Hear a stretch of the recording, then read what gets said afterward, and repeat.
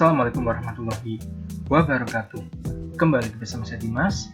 Di video kali ini saya akan mengajarkan bagaimana cara meregresi data panel plus uji asumsi klasik, yaitu uji normalitas menggunakan software Stata 13.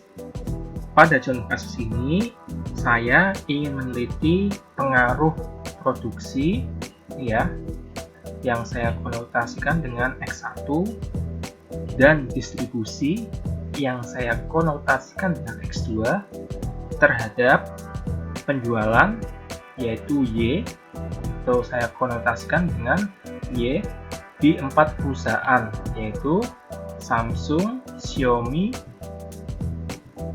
Polytron, dan Sony. Nah, data ini bukan data real ya, jadi ini data yang saya buat sendiri dengan sampel 20 tahun, yaitu dimulai dari tahun 2000 sampai tahun 2019 dengan jumlah total sampel ada 80 data jumlah total dari sampelnya. Oke, mungkin langsung saja kita masuk ke statanya. Nah, ini adalah software Stata yang saya gunakan. Langkah pertama yang harus kita lakukan adalah dengan kita menuju ke File, pilih Import Excel Spreadsheet. Kemudian Browser, cari datanya. Nah, ini adalah data Stata panel yang saya buat. Klik Open, kemudian centang pada import first row as variable names agar nama variabelnya bisa langsung menyesuaikan dengan nama variabel di Excel. Klik OK. Berikutnya kita gunakan fungsi dari komen ini untuk men-setting periode waktu, karena dalam analisis data panel periode waktu sangatlah penting. Maka kita setting dulu. Caranya kita tuliskan rumus X, T, S, E, T. Kemudian klik tanda panah di tahun, klik Enter. Maka akan muncul tulisan panel variabel, yaitu tahun atau balance. Kalau di Abuse kan balance panel, kita langsung men-setting di awal. Tapi kalau di Stata, kita men-settingnya dengan fungsi dari komen. Selanjutnya, lakukan analisis data panel. Pertama-tama, cari model GLS Random Effect. Caranya, klik pada statistik, kemudian pilih panel data, linear model, pilih linear regression FE, RE, PA, BE.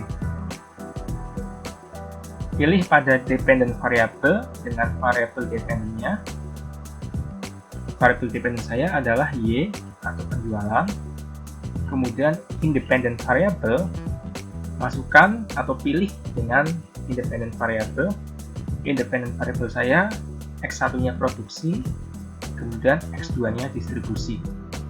Berikutnya, pada model tipe, pilih yang GLS Random Effect. Klik OK. Ini adalah hasil dari model GLS Random Effect. Nah, selain tadi dengan menu statistik ini, kita juga bisa dengan menuliskan rumus di fungsi komen. Rumusnya X, T, rect,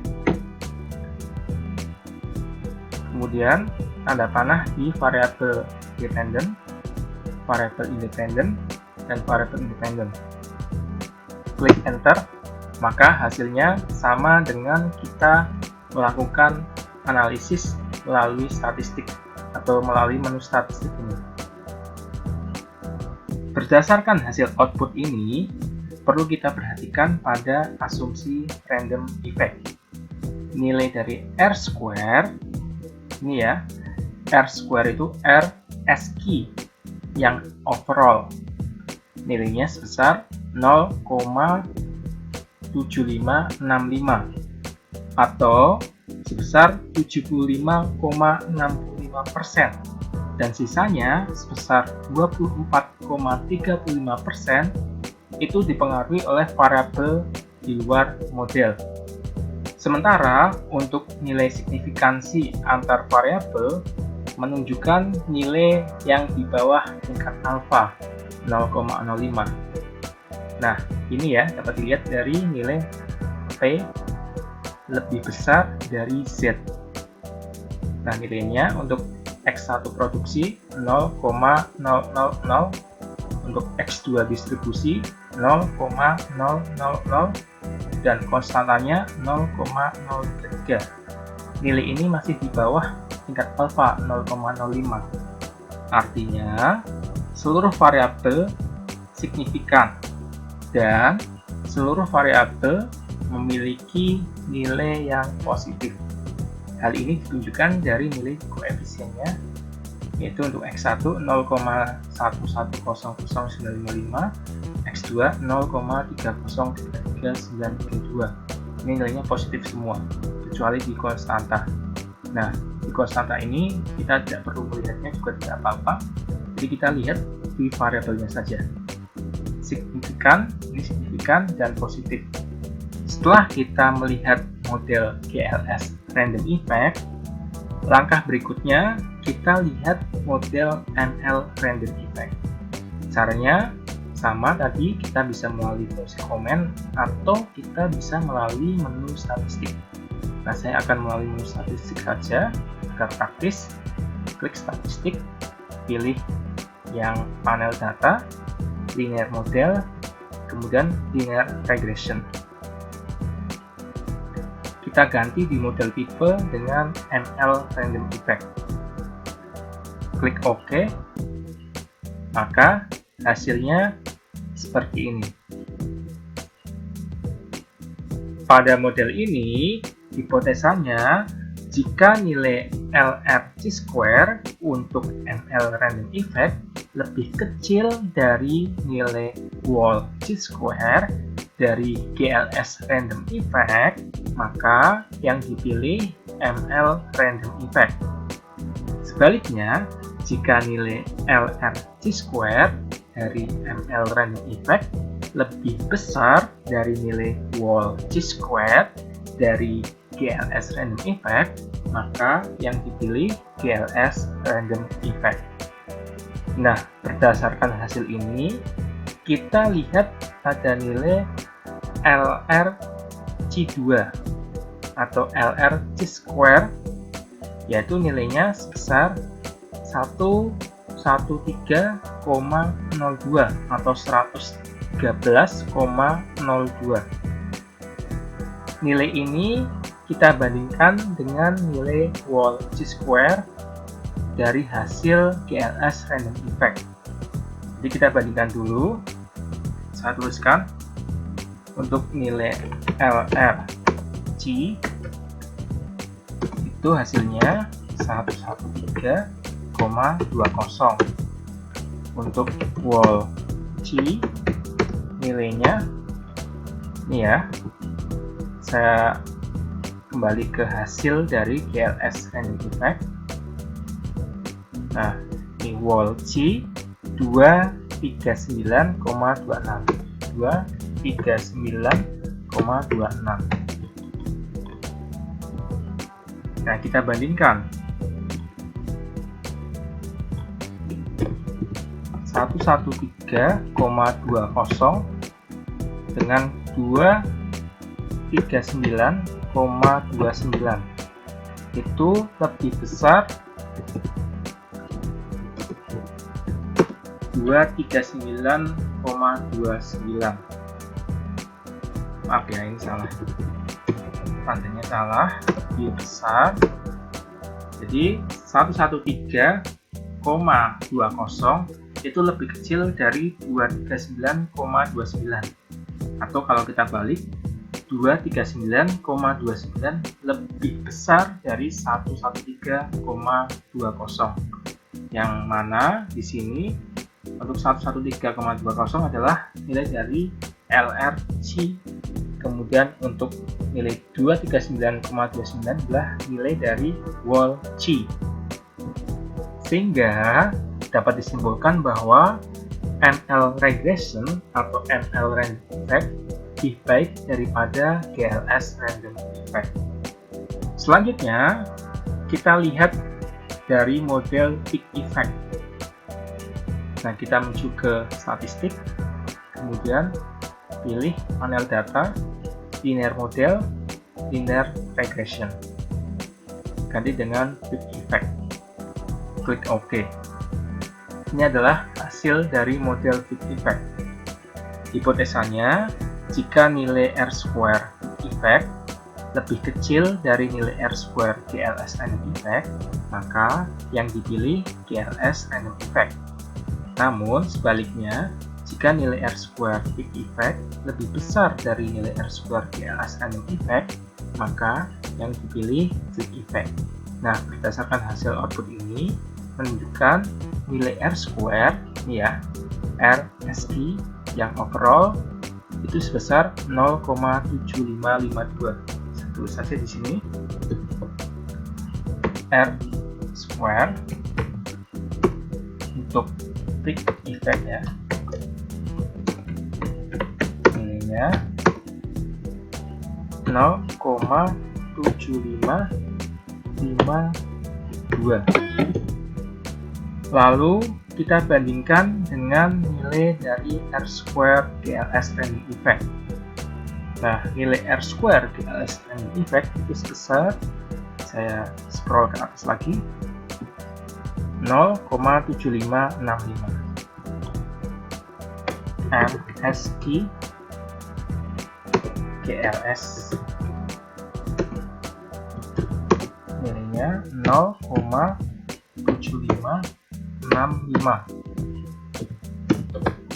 0,7552 dengan 0,7565.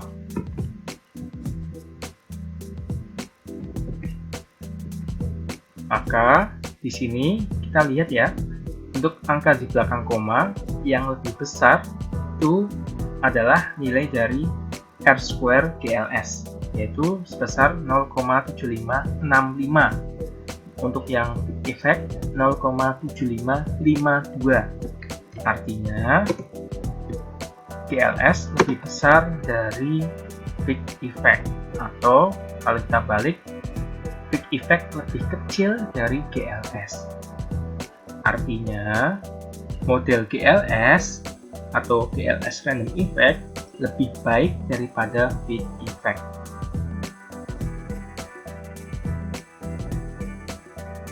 SKTest, pilih X1, kemudian X2, klik Enter. Ini adalah hasil dari uji normalitas. Nah, berdasarkan hasil output ini, nilai probabilitas C2 ya, C2 itu sebesar 0,0145 untuk X1 produksi dan X2 distribusi sebesar 0,0000, yang mana data dikatakan berdistribusi normal jika nilai dari probabilitas C2 itu lebih besar dari tingkat alfa 0,05. Nah, ini nilainya lebih kecil semua dari 0,05, artinya data tidak berdistribusi normal. Selain menggunakan menu atau fungsi komen ini, kita juga bisa menguji normalitas menggunakan pilihan menu yang ada di atas, tapi di sini saya akan menggunakan yang komen dulu. Selanjutnya saya akan menggunakan fungsi yang ada di atas. Nah, kita tuliskan rumus lagi. Rumusnya grep box, pilih X1 produksi, klik Enter, kita tunggu hasilnya. Nah, ini adalah hasil dari box plot produksi atau X1, di mana ini dapat dilihat bahwa terdapat titik 3. Titik 3 ini adalah angka outlier atau data yang menyebabkan hasil berdistribusi tidak normal. Sehingga di sini sesuai dengan hasil dari SK-test yang menyatakan bahwa data tidak berdistribusi normal untuk variabel X1. Kemudian kita coba untuk variabel X2. Sama, kita tuliskan grep box X2, grep box, dan klik panah di X2, klik enter. Nah, ini malah lebih banyak ini outliernya, karena di sini jumlahnya 1, 2, 3, 4, 5, 6, 7, 8, 9, 10. Terdapat 10 outlier pada variabel X2, dan data yang berdistribusi normal itu untuk uji box plotnya tidak akan muncul titik-titik seperti ini. Walaupun mungkin ada titik 1, itu sama saja data terdapat outlier dan hasil tidak akan berdistribusi normal. Biasanya data yang tidak ada outliernya, maka di sini tidak ada titik-titik dan jumlahnya itu tidak selalu sama, tergantung dari datanya. Nah, selanjutnya kita lakukan pengujian normalitas dengan normal quantile plot. Caranya, kita menuju ke graph atau grafik, kemudian pilih distribusi graph, pilih normal quantile plot. Nah, kita pilih variabel yang akan kita lihat terlebih dahulu. Saya akan melihat variabel X1 atau produksi. Klik OK. Maka akan muncul tampilan seperti ini. Nah, di sini dapat dilihat bahwa titik-titiknya cenderung untuk menjauhi garis linear. Linear itu yang panjang ini, itu cenderung untuk menjauhi. Jika data berdistribusi normal, maka titik-titik ini akan cenderung merapat di garis linear ini. Nah, karena ini menjauh, maka dapat disimpulkan bahwa variabel X1 tidak berdistribusi normal. Kemudian kita uji lagi untuk variabel X2. Kita kembali ke grafik, pilih distributional graph, kemudian normal quantile plot. Untuk variabelnya pilih X2 atau distribusi, klik OK. Nah, dapat dilihat di sini titik-titiknya juga menjauhi garis linear, sehingga dapat disimpulkan bahwa variabel X2 tidak berdistribusi normal. Biasanya kalau data berdistribusi normal, pasti titik-titiknya ini merapat di sini, di garis yang lurus ini atau garis linear. Nah, mungkin ini saja yang bisa saya berikan di episode kali ini. Terima kasih. Wassalamualaikum warahmatullahi wabarakatuh.